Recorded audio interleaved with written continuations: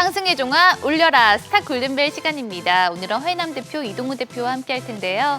이번 시간 과연 골든벨이 울릴 수 있을까요? 먼저 첫 번째 종목부터 만나보도록 하죠. 바로 대한해운입니다. 최근 극심한 변동성 장세 속에서도 대한해운이 강세를 보였는데요. 먼저 상승 배경 살펴볼게요. 네, 지난해 호실적을 바탕으로 좀 이번 주 강세를 보이고 있습니다.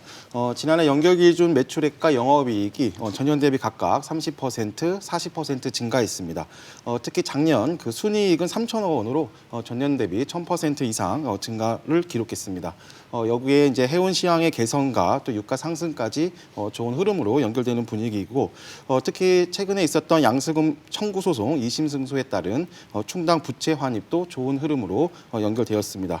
이에 24일 시장 급락에도 불구하고 장중 14%까지 좀 상승하는 모습을 보였습니다. 네, 그렇다면 대한해운 주가가 계속해서 쾌속 질주 펼칠 수 있을까요? 올려라 골든벨. 골든벨이 기분 좋게 울렸습니다. 두 분 모두 추가 상승 가능하다고 보시는 건가요? 네, 지금 해운주들의 주가가 좀 좋은 편인데요. 작년 물류 대란으로 인해서 운임 상승이 컨테이너선뿐만 아니라 벌크 선사까지 이어지고 있음을 지난주에 이제 말씀드렸는데, 중기적으로 상승세는 여전히 이어질 것으로 예상이 됩니다. 실제 최근 HMM이 역대급 호실적을 발표를 하면서 작년 한 해 힘들었던 주가 반등을 꾀했고요. 우크라이나 러시아 사태로 인해서 곡물, 광물, 유가 등 원자재 가격 급등으로 인해서 벌크 선사들의 운임까지도 추가적으로 상승을 할 수 있어서 이 부분 수급 불균형까지 지속이 될 것 같은데, 해운업종 전반적으로 다시 눈여겨볼 필요는 있다고 보여집니다. 네, 그렇다면 이 해운주 가운데 눈여겨볼 최선호주 뭐라고 보시나요? 네, 흥하해운에 좀 관심을 이제 가실 필요가 있겠습니다. 흥하해운은 이제 아시아 지역 내에서 이제 액체 석유화학 제품을 이제 운반하는 해운 운송 서비스업을 영위하고 있습니다. 기술적으로 작년 9월 급등 뒤에 거의 6개월 가까이 충분한 기간 조정을 받았고, 최근 또 해운 섹터 동반 상승에 거래량까지 좀 올라오고 있는 그런 상태입니다. 기술적으로 3,000원부터 4,000원 단기 박스권을 형성하고 있는데요. 3박스권 하단이 3,000원 초반에서는 진입이 가능하겠습니다. 네, 지난주에 이동우 대표님은 해운주 가운데 탑픽으로 또 펜오션을 말씀해 주셨는데 이후 상승세를 보여줬습니다. 계속해서 투자 매력을 뽐낼 기대주가 있다면 어떤 게 있을까요? 네, 해운업종 전반적으로 다 좋습니다만, 지금 현재의 반등 추세가 이미 나오고 있는 상태라서 지난주 드린 펜오션도 아직 상승 추세를 조금 더 보시는 게 좋을 것 같고, 해운주들 상승에 비해서는 조선주들이 어느 정도는 또 숨고르기를 한 상태이기 때문에 지난주 말씀드렸던 해운지에 이어서 조선업종을 보시면 좋을 것 같아서 이번 주 탑픽은 현대중공업으로 좀 보고 있습니다. 주 사업인 원유 운반선이 유가 가격 급등으로 해서 다시 부각될 전망이고, 물류 대란 역시나 아직은 해결된 부분들이 아니라서 컨테이너선에 대한 관심도도 증대할 것으로 보여서 순환 상승세는 이어질 것으로 보입니다. 네, 참고하시기 바라고요. 그렇다면 이번에도 골든벨이 울릴 수 있을까요? 두 번째 종목 만나보도록 하죠. 바로 대성에너지입니다. 러시아와 우크라이나 전쟁 위기 속에서 이 대성에너지가 연일 강세를 또 이어갔죠. 네, 러시아의 우크라이나 침공이 아쉽게도 실제로 이루어졌는데요. 유럽의 천연가스 선물이 최고급 가격을 좀 보이면서 가까이 폭등을 좀 보였는데, 국내 천연가스 충전소를 운영하고 있다는 대성에너지의 강세뿐만 아니라 주식 이름에 석유, 에너지, 가스가 들어간 업체들은 대부분 다 급등을 좀 보였습니다. 경기 회복의 시그널로 유가가 일정 수준 오르고 있으면 부정할 수 없지만, 우크라이나 사태가 상승하고 있는 유가와 원자재뿐만 아니라 대부분의 곡물까지도 진짜 기름을 부은 격이 돼버렸죠. 네, 이 전쟁의 여파로 고공행진을 펼친 대성에너지 과연 계속해서 상승 랠리 이어갈 수 있을까요? 울려라 골든벨. 이번에는 골든벨이 울리지 않았습니다. 두 분 모두 보수적인 의견을 주셨는데 이유 들어볼게요. 네, 우크라이나 지정학적 리스크가 지속된 가운데 24일 실제로 러시아가 우크라이나를 침공하면서 에너지 중심으로 이제 관련주가 좀 상승을 했습니다.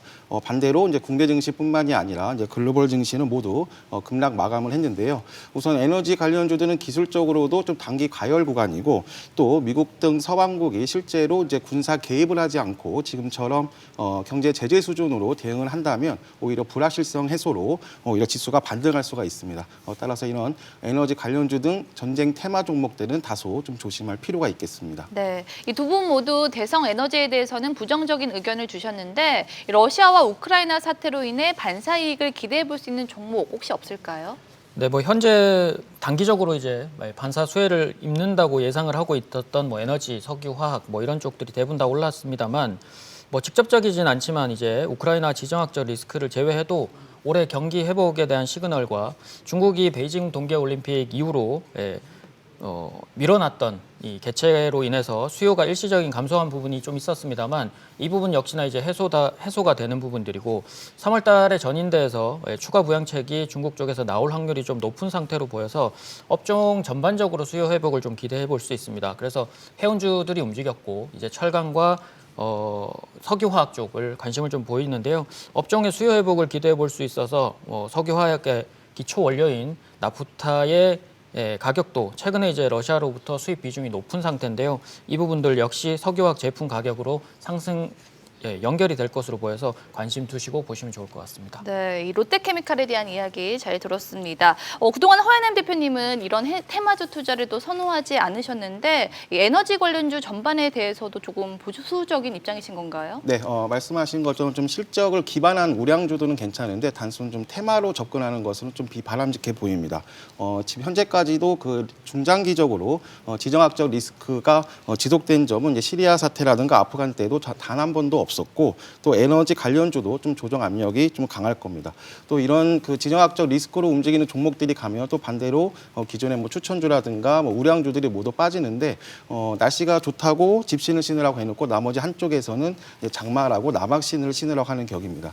따라서 리딩하는 입장 또는 매매하는 입장에서는 이런 테마성 종목들은 좀 다소 좀 부정적으로 접근하고 있습니다. 네, 참고하시기 바라고요. 이번에는 골든벨이 울릴 수 있을까요? 마지막으로 만나볼 핫 종목은 바로 주성 엔지니어링입니다. 계속되는 조정장에서도 주성 엔지니어링은 다른 반도체주와는 달리 또 견조한 주가 흐름을 보여주면서 투자자들의 이목이 쏠렸는데요. 그 비결은 뭐라고 볼 수가 있을까요? 네, 우선 추세를 강하게 상승 추세를 유지하고 있습니다. 24일에도 시장 대비 강한 흐름을 보이면서 장중 7%까지 좀 상승을 했는데요. 공시가 하나 있었습니다. 22일 SK 하이닉스와 약 150억 원 정도의 반도체 제조 장비 공급 계약을 체결했습니다. 공시를 좀 차치하고서도 작년 하반기에 주도했었던 반도체 부품 종목들 그리고 시스템 반도체 종목들이 시장 하락 속에서도 좀 추세를 관리하는 모습이 나왔었는데 심텍, 인터플렉스, 시그네틱스, PSK 등 이런 주도주들이 추세를 좀 강하게 유지하고 있습니다. 네, 그렇다면 주성 엔지니어링 추가 상승 가능성에 대한 두 분의 의견 확인해 보도록 하죠. 울려라 골든벨. 이번에는 골든벨이 울렸습니다. 두 분 모두 주성 엔지니어링에 대해서 긍정적으로 바라보고 계시는 것 같네요. 네, 뭐 반도체 장비와 OLED 장비 모두 수혜를 받는 주성 엔지니어링의 추가 상승 어느 정도 예상해 볼 수 있는데요.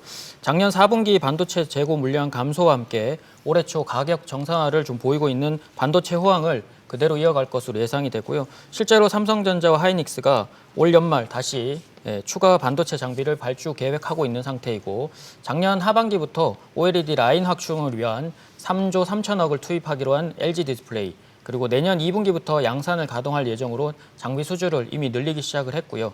삼성 디스플레이 역시 OLED 생산으로 전환하기 위한 투자를 하게 되면서 모두 수혜를 받는 주성 엔지니어링의 주가도 한 번 더 기대해 보셔도 될 것 같습니다. 네, 최근 반도체 관련주 가운데서도 이 주성 엔지니어링처럼 오르는 종목만 오르는 장세가 또 이어지고 있는데요. 이 두 분이 생각하는 반도체 сек터 내 옥석 하나씩 말씀해 주시죠. 네, 시그네틱스입니다. 시그네틱스는 이제 반도체 후공정 장비 전문 업체인데요. 실적 턴어라운드와 또 시스템 반도체 수요 확대로 인해서 좀 긍정적인 모습이 기대되고 있습니다. 이미 2월 11일 필살기에서 이제 2,250원부터 2,100원에 추천을 드렸고 1차 전고점 수준인 2,500원까지 1차 시세가 나왔습니다. 지수 급락을 이용해서 재매수 찬스라고 접근하시면 되고요. 2,400원 아래에서 다시 한번 재매집 관점으로 보시면 되겠습니다. 네, 이동훈 대표님은요? 네, 제가 생각하는 최선호주는 인터플렉스입니다. 뭐 최근에도 주가 흐름이 괜찮긴 했습니다만 삼성전자의 폴더블 폰 흥행에도 불구하고 FPCB 시장의 주가는 크게 오르지 못한 상태이고 PCB 시장 역시나 코로나19로 인해서 전 세계적으로 PC 수요 증가는 나타났지만 그 공급 부족이 심화되면서 PCB 시장 모두 전년 대비 동기 흑자 전환할 것으로 보이는데요. 추후 실적 개선으로 인한 기대도 큰 상황으로 좀 보여집니다.